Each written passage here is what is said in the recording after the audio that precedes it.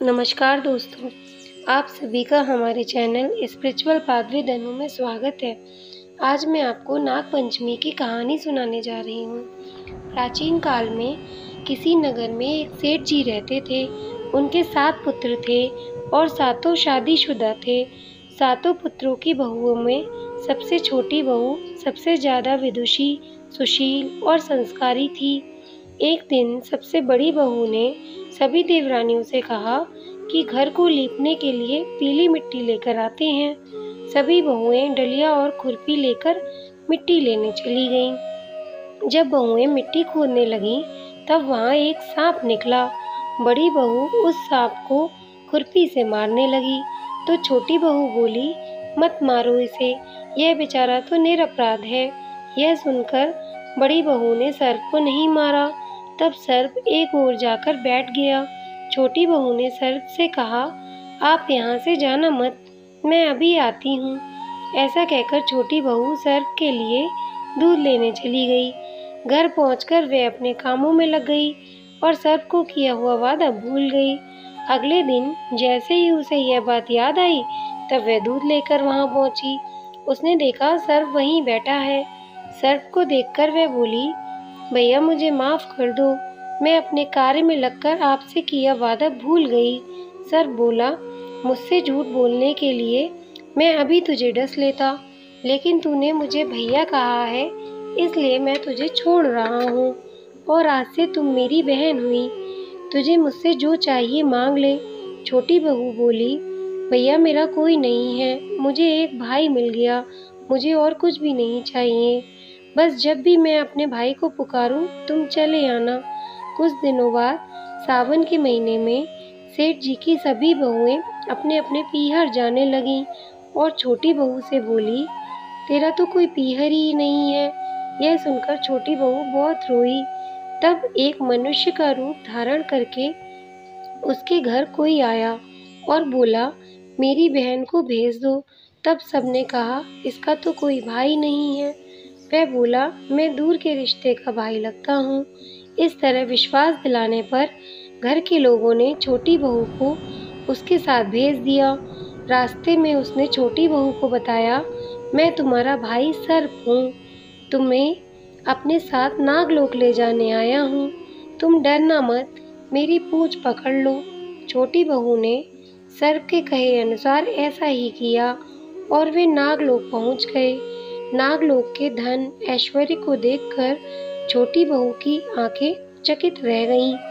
सर्प उसे अपनी माता के पास ले गया और बोला, माता ये मेरी बहन है, इसने मेरी जान बचाई थी और यह कुछ दिन हमारे साथ रहने आई है। सर्प की माता ने छोटी बहू को गले से लगा लिया और वह वहाँ खुशी खुशी रहने लगी। वहाँ शेष रानी के बहुत छोटे छोटे बच्चे जन्मे हुए थे। वह रोज देखती कि माँ सभी को रोज दूध ठंडा करके घंटी बजाती। घंटी की आवाज़ सुनकर सभी बच्चे वहाँ आकर दूध पी लेते थे। एक दिन वह माँ से बोली, आज मैं दूध पिला दूंगी। माँ ने बोला, दूध ठंडा होने पर ही घंटी बजाना। उसने जल्दबाजी में गर्म दूध पर ही घंटी बजा दी। घंटी की आवाज़ सुनकर छोटे छोटे सांप दौड़ पड़े। दूध पीते ही कईयों के फन जल गए। सभी सर्प बोले, हम इसे डसेंगे, परंतु माँ के समझाने पर बच्चे मान गए। तब उसके भाई सर्प ने और उसकी माँ ने छोटी बहू को हीरे मोती जवाहरात देकर उसे विदा किया। इतनी सारी धन दौलत देखकर बड़ी बहू बोली, भाई ने इतनी सारी दौलत दी है तो इसे झाड़ने के लिए एक सोने की झाड़ू भी दे देता। यह सुनकर सर्प ने सोने की झाड़ू लाकर दे दी और उसकी माँ की तरफ से हीरे मोती और मणियों का एक अद्भुत हार भी दिया। उस हार की प्रशंसा सारे नगर में होने लगी। जब ये प्रशंसा नगर की रानी ने सुनी, तो वह उस हार को पहनने की इच्छा करी। उसने राजा को बताई। राजा ने तुरंत अपने सैनिकों को वह हार लेने भेज दिया। राजा के डर से सेठ जी की बहू ने अपना हार सैनिकों को दे दिया। इसी बात से छोटी बहू बहुत रोई और उसने अपने भाई सर्प को याद करके उसे सारी बात बताई। सर्प बोला, बहन तुम दुखी मत हो, राजा खुद तुम्हें वह हार लौटाने आएंगे।